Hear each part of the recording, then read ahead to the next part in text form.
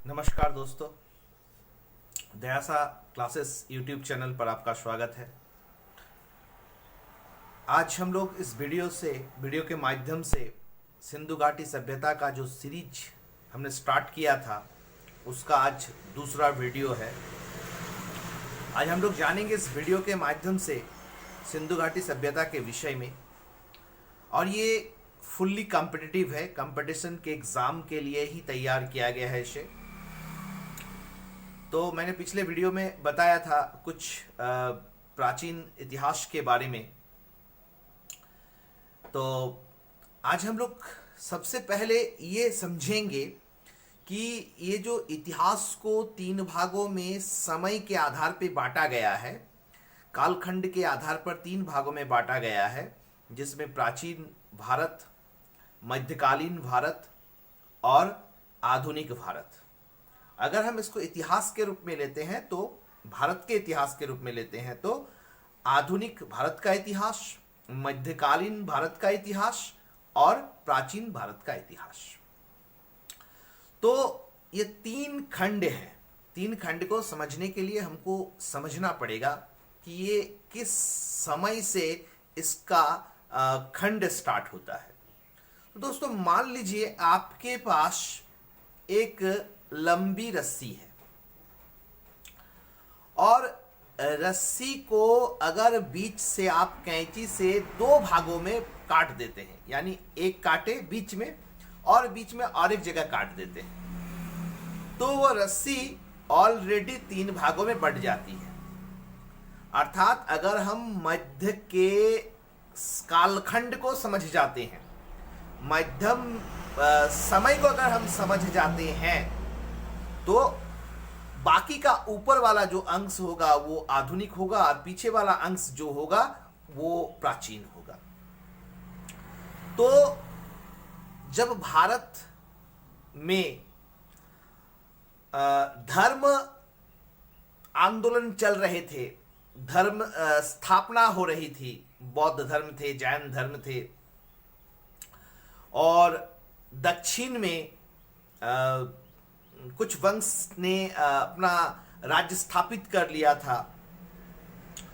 लेकिन इसके विखंडन के समय अरब में एक धर्म ने जन्म लिया जिसको इस्लाम धर्म कहते हैं।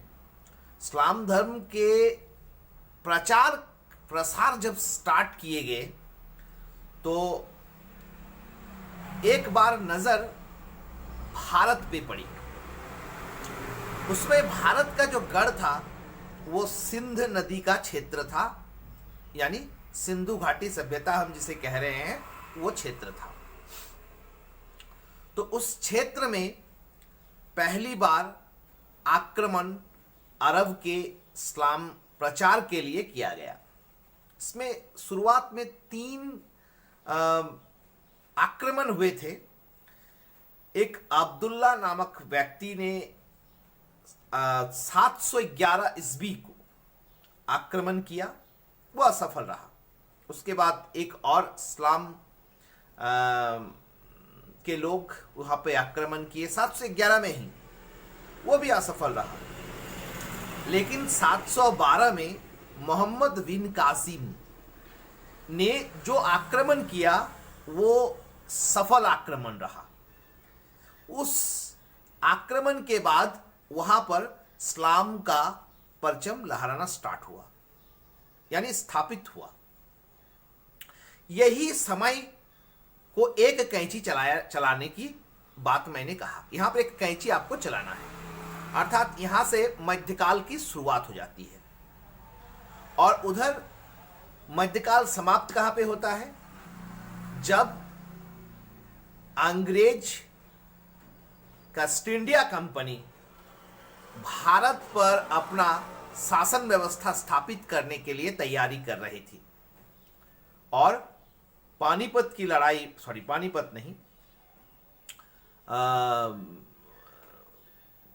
नवाब सिराजुद्दौला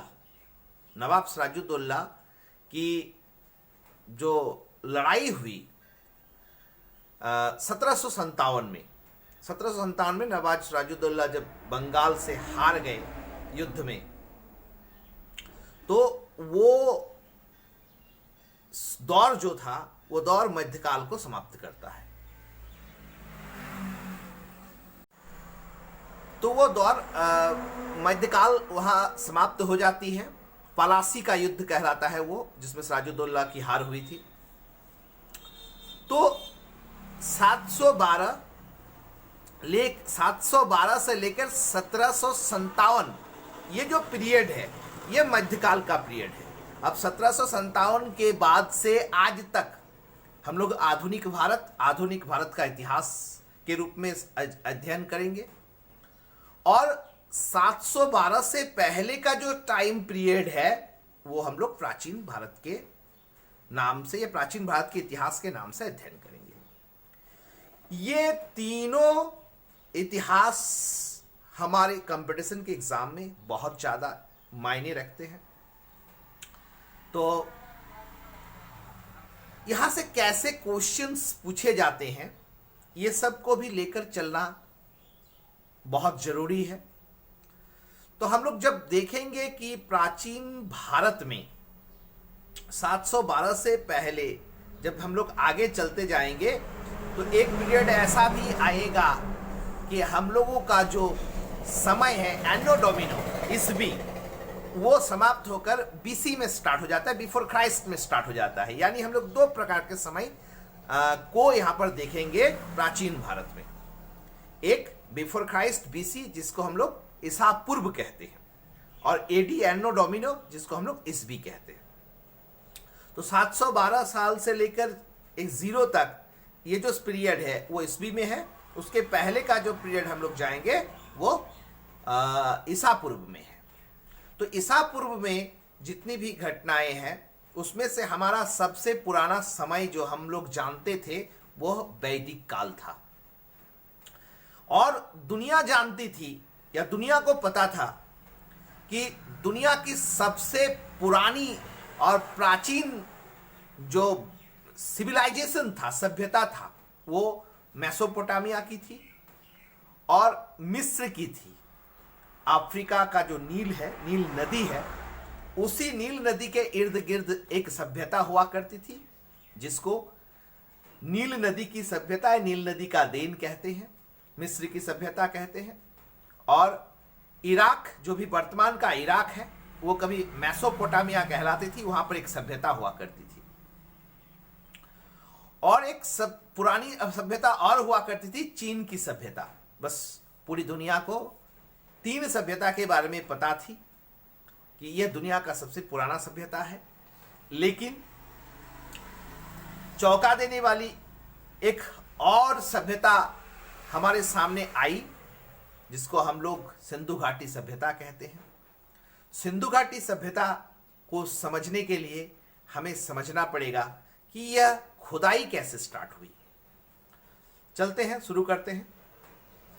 ये शुरू करने से पहले मैं आप लोगों से निवेदन करता हूं कि अगर आप मेरे चैनल में नए हैं और अगर इन विषय वस्तुओं को आपको सुनने में अच्छा लग रहा है तो आप इस चैनल को सब्सक्राइब कीजिए और बेल आइकन को ज़रूर दबाएं ताकि मेरी जितनी भी वीडियो हैं, मैं अभी इंग्लिश पर, इकोनॉमिक्स पर, पॉलिटी पर और इतिहास पर एक सीरीज ले आया हूं जिसे मैं बारी बारी से अपलोड कर रहा हूं। और कमेंट्स जरूर करें दोस्तों। कमेंट्स करने से मेरे अंदर में परिवर्तन लाने की कुछ ललक उत्पन्न होती है। अगर कुछ जगह पर कोई प्रश्न पूछ दे तो अच्छा लगता है। तो शुरुआत करते हैं, हड़प्पा की खुदाई कैसे स्टार्ट हुई।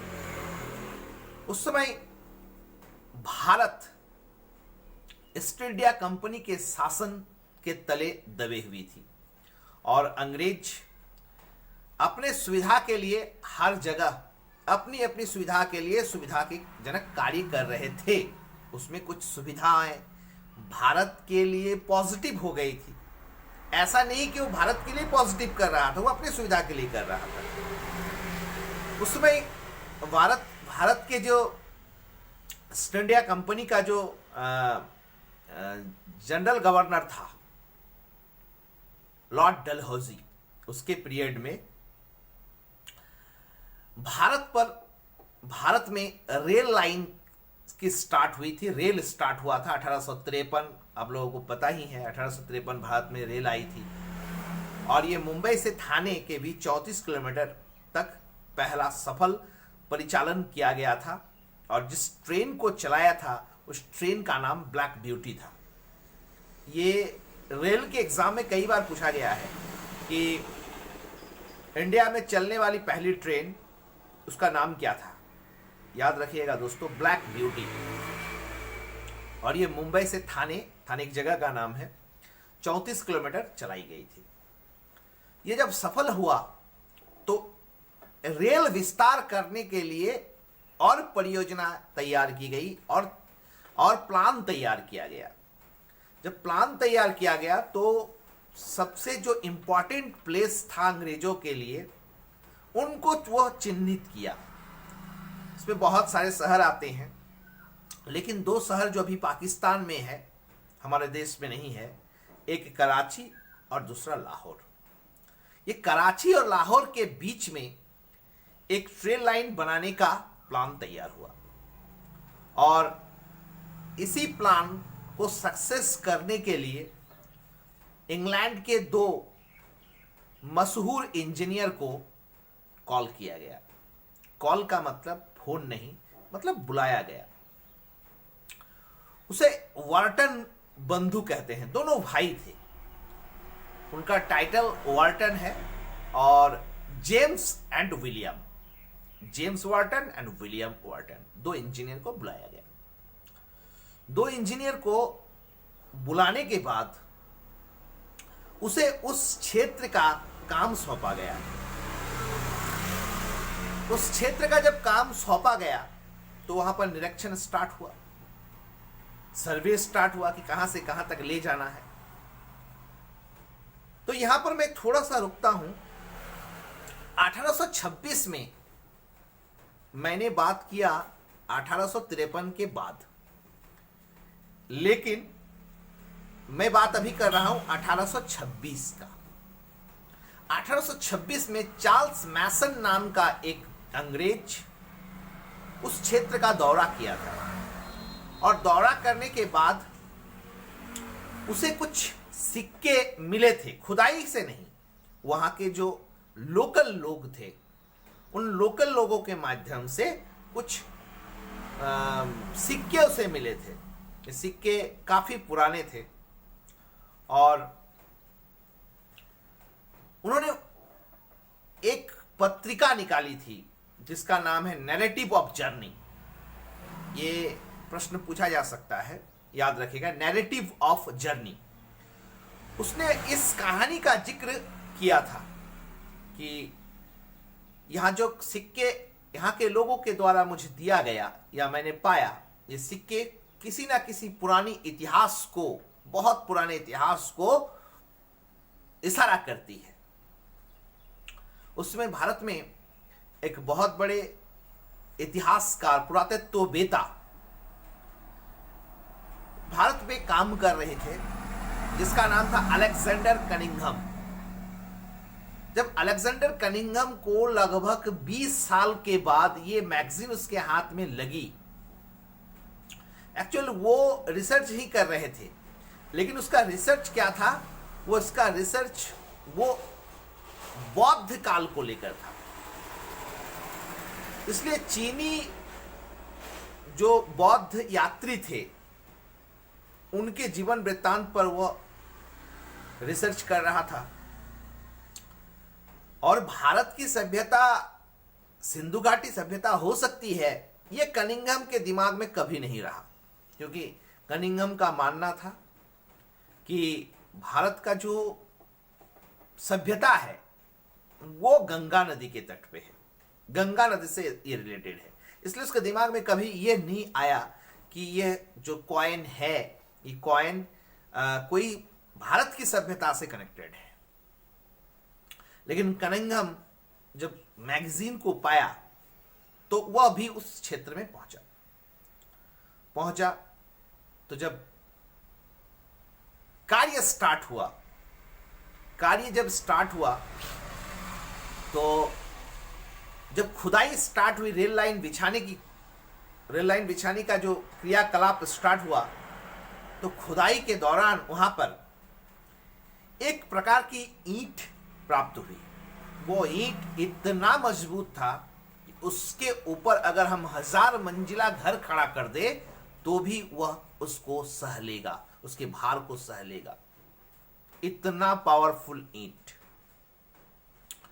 उस ईंटों को रेल लाइन बिछाने के लिए कुछ प्रयोग किया गया, लेकिन वहां के ग्रामीणों के द्वारा उस सारी ईंटों को चुरा लिया गया। यह घटना यहां पे खत्म हो जाती है। बस ये डायरी में नोट हो जाता है, किताबों में नोट हो जाता है, मैगजीन में नोट हो जाता है कि ऐसी घटना घटी थी। लेकिन ऐसा ही एक पुरातत्ववेत्ता, ये अलेक्जेंडर कनिंघम को भारतीय पुरातत्ववेत्ता का जनक भी कहा जाता है। इसको याद रखिएगा, क्वेश्चन बन सकता है। भारतीय पुरातत्ववेत्ता का जनक अलेक्जेंडर कनिंघम को कहा जाता है।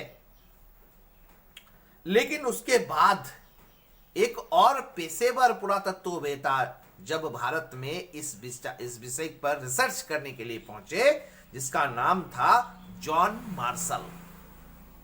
जॉन मार्शल इस पर रिसर्च कर रहे थे, लेकिन जब ये सारे तथ्यों को जुगाड़ किया, इसको कलेक्ट करने के बाद, अब 1857 के बाद भारत में कंपनी की शासन व्यवस्था नहीं रही थी। उसमें ब्रिटिश गवर्नमेंट अपने अंडर में हम लोगों को ले लिया था, यानी भारत को ले लिया था। सारी पावर ब्रिटिश गवर्नमेंट के पास चली गई थी सिपाही विद्रोह के बाद। तो उस समय अंग्रेज सरकार ने भारतीय पुरातत्व जो वेत्ता थे, तो उसका जो अध्यक्ष था उसे सर जॉन मार्शल को बना दिया। ये समय 1921 है, 1921।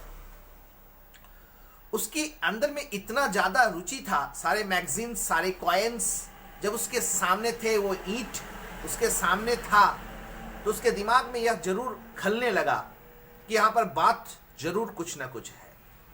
और 2 इंडियन व्यक्ति जो इतिहासकार थे, पुरातत्ववेत्ता थे, उन्हें वो इस काम पे लगाया, जिसका नाम था दयाराम साहनी और राखाल दास बनर्जी।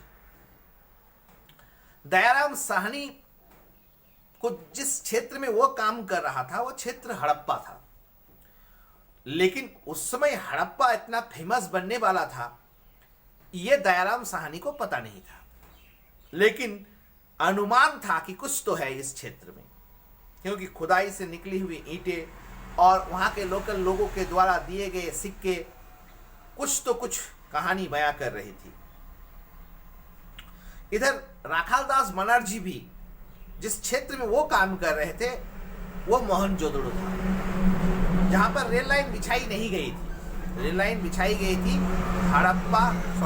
रेल लाइन बिछाई गई थी कराची लाहौर के रास्ते में, जिस बीच में हड़प्पा आती है। होना क्या था,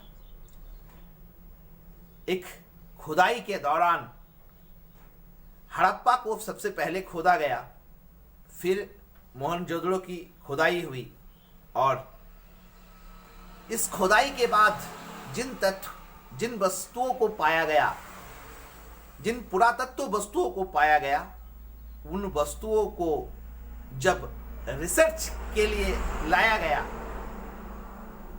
तो पाया गया यहां पर एक सभ्यता है। और 1924 में सर जॉन मार्शल ने घोषणा की कि हड़प्पा एक सभ्यता है जो बहुत पुरानी है। और सर जॉन मार्शल ने इसका टाइम पीरियड भी बताया। मैं नेक्स्ट वीडियो में बताऊंगा सर जॉन मार्शल का टाइम पीरियड क्या रहा, कार्बन डेटिंग के माध्यम से जो टाइम पीरियड तय हुआ वो क्या रहा, अब उसकी विशेषताएं क्या रही, क्या क्या विशेषता कैसे उद्भव हुआ, उनके विषय वस्तुओं के बारे में मैं नेक्स्ट वीडियो में बताऊंगा। इस वीडियो में इतना ही। आप मेरे चैनल को देखते रहिए। मैं पूरे प्राचीन इतिहास से लेकर आधुनिक भारत तक समस्त विषयों पर मैं चर्चा करूंगा। आप बने रहे मेरे चैनल पर। धन्यवाद।